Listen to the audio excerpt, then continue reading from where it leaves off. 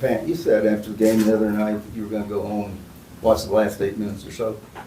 What did you see that you think you were successfully able to solve or address? Yeah, Wake was really good. They made tough shots. I think our defense could have been a little bit better. Just tighten our bolts that last 8 minutes of the game when the game was kind of out of hand, and we were up by a lot. You just got to be better in those moments.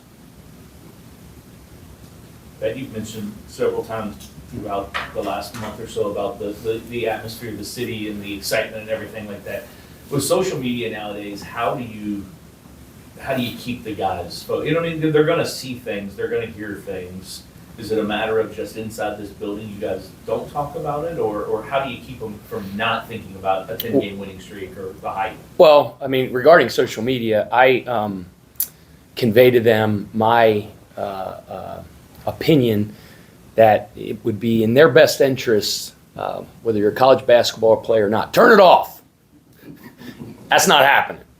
I got two teenage daughters, and a son that doesn't have a phone yet, but you know, it almost has to be surgically removed from their hand, and you could try to fight that fight if you want, but you're probably not winning it, and I'm sure I'm not going to win it with those guys there. You know, I'd much prefer and recommend they keep blinders on and just worry what they can control and don't worry about, you know, whether it's keyboard warriors when things are going bad or a bunch of high-fivers and patter on the backers when things are going good. You know, it's just trying to stay focused on being excellent at the next thing. That's what we concentrate on all the time. And I'm blessed and lucky to coach a group of guys that are very mature in that handled adversity in the early season with some tough losses against tough opponents and some injuries that they handled that very well when things weren't really rolling and going our way. And I felt like over the last month, since we've been playing very well and winning a bunch of games, they haven't allowed, you know, the praise and, you know, success to affect them in any way either. Every game is a brand new challenge. Winning games in college basketball, any coach at any level will tell you that is very, very difficult. We have a very tough opponent tomorrow at Georgia Tech, extremely dangerous, and they play very well at home. And we know we have our work cut out for us, and our guys have been really locked in on the process of preparation for them. What you just talked about, Pat, is there any concern? You're playing 3 teams in a row with record 4-24 in the conference. Any concern that, you know, sooner or later? I'm concerned with one game. Right. You mentioned the next Right. 3 games or something like. I don't even know who we play next after this. I never do.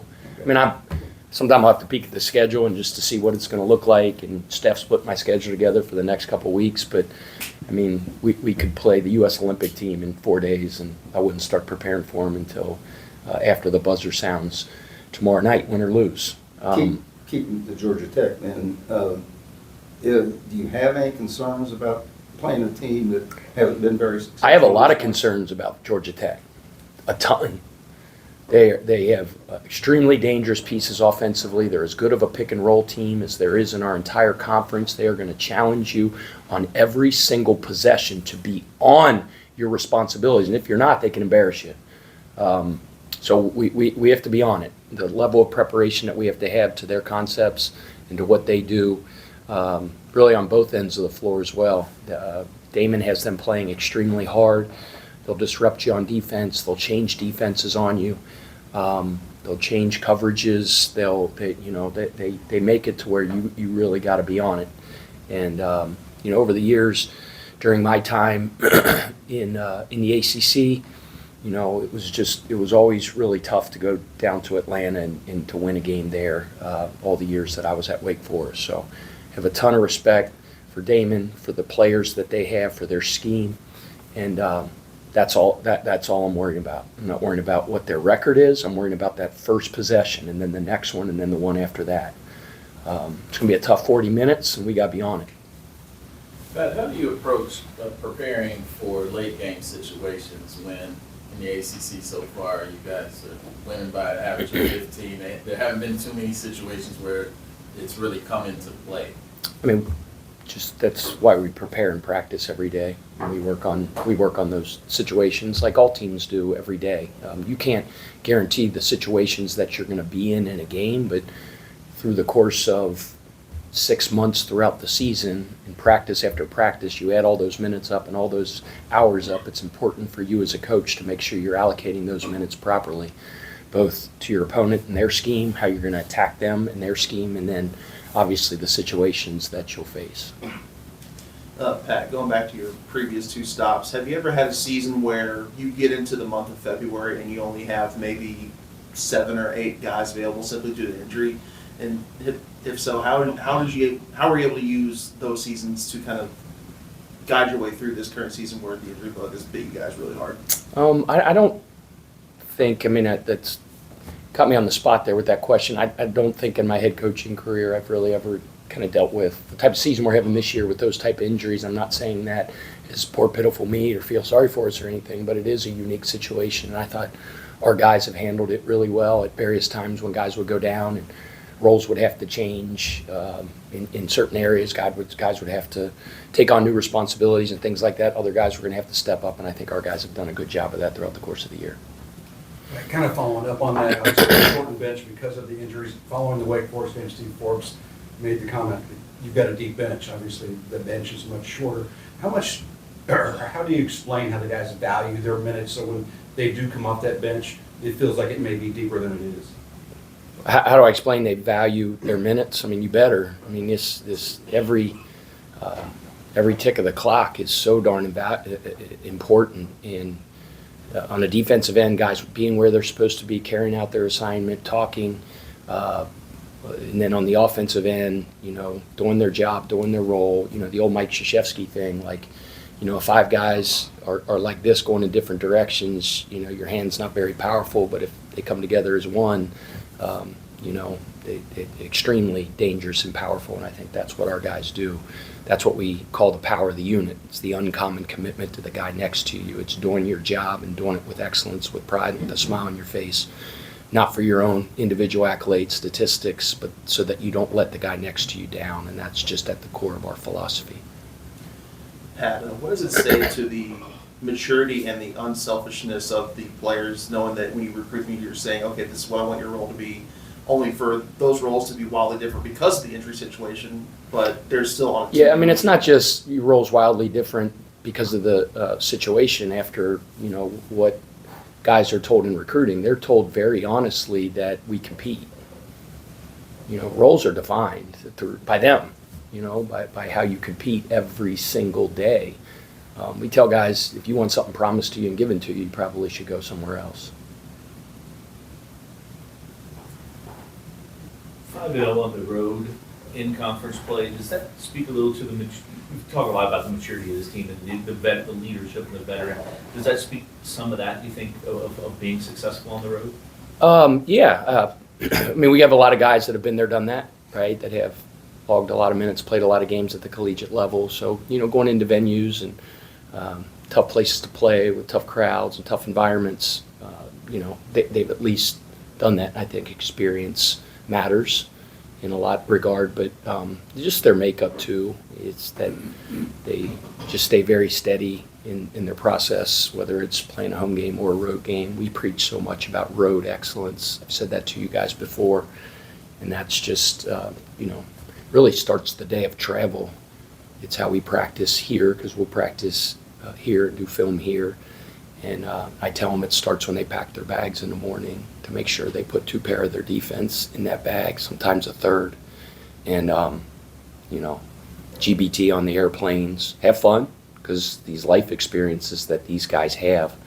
Because when they go on and play professionally, even though collegiate sports has become more professional, this is still in the formative years of their life. So that the moments that I remember more than anything, like, when I played in college, I remember the NCAA tournaments and those type things. But you remember your experiences in the locker room with your teammates, on the airplane, traveling, in the hotels, the funny stories that you'll tell at reunions someday. So I'm not naive to think that those guys don't enjoy themselves when we do things.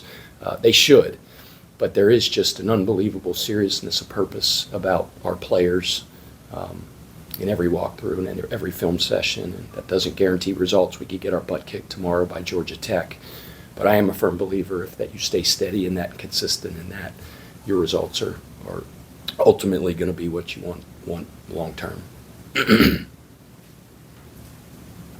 Pat, offensively, you talked about the scoring balance you guys have had all year. That it feels like Rainey, Chucky, and Terrence have kind of formed a, for lack of a better phrase, kind of like a big three for you guys. But do you see that playing out that way? Is it like them stabilizing the scoring? John Hadley's got something to say about Yeah, that. he does. I mean, I'm not saying that he would be offended by that statement that you made, but like, I think what's great is we got a big bunch of guys.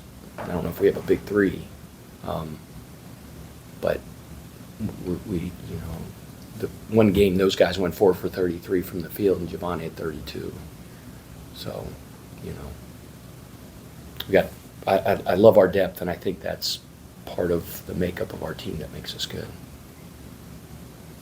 That slight change of subject. I'm wondering what kind of player you were and whether the kind of player you were informs the way you coach.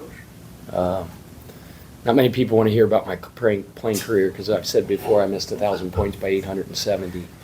But Coach Frost used to say all the time the team kind of takes on the personality of their coach. Whether that's true or not, I don't know. You know, I sure wasn't the most talented. For whatever reason, my shot just kind of got away from me as I got late in high school. I did a lot of other things really well. Some people could say I couldn't score in an empty gym, but I was just tried to be a bulldog on defense, try to be a catalyst off the bench and bring our team energy, fight anybody who wanted to fight, and just set the tone every day in practice for my approach and work ethic, trying to selflessly, you know, do whatever I could to help our team win. And when it became a scout team guy, job was to memorize other teams. I took unbelievable pride in that. So that's kind of. What took you to Wyoming?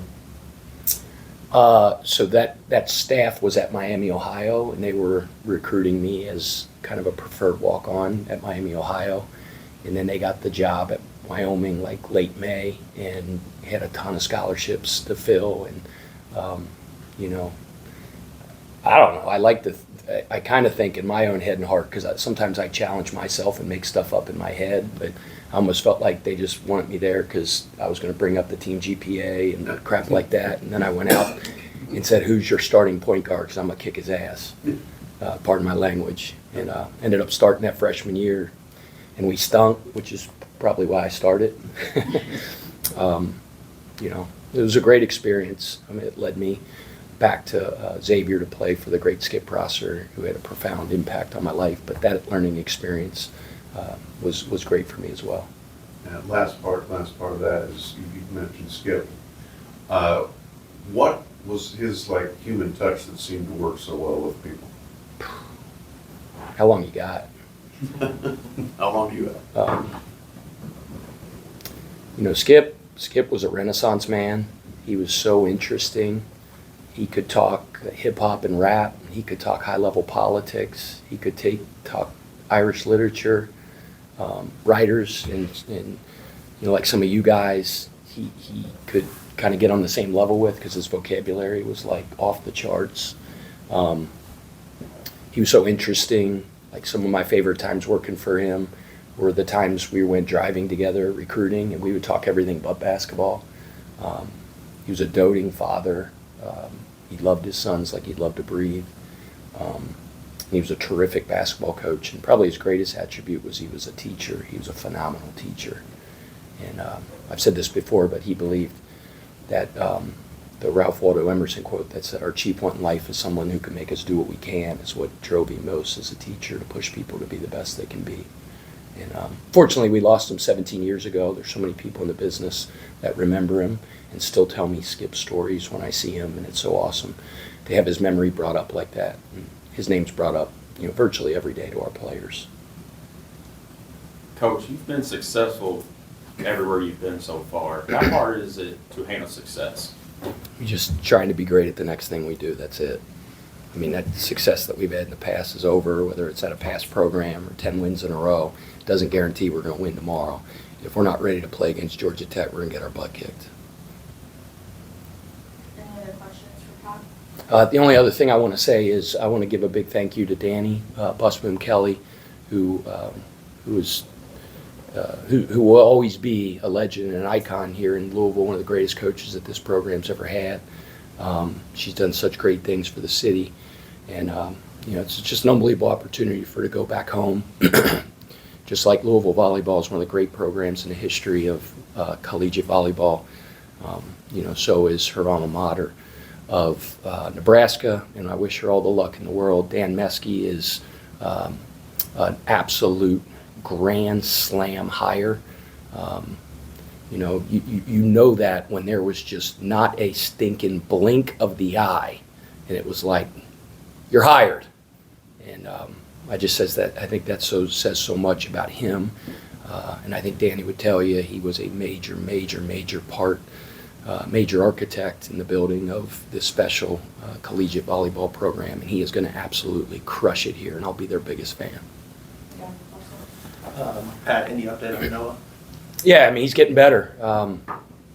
You know the whole story, how he tried to play through it, and it kind of really slowed up his recovery ultimately, but he's just such a dog and a warrior, and he was just knew our rotation was really short, and he was just like, Coach, I want to play. And it just set things back, and I think he's getting pretty close. I wish I could give you a more concrete update, but we want him to come back when he's ready, so we don't have any setbacks. We're hoping it's really soon. All right, thank you. We ever going,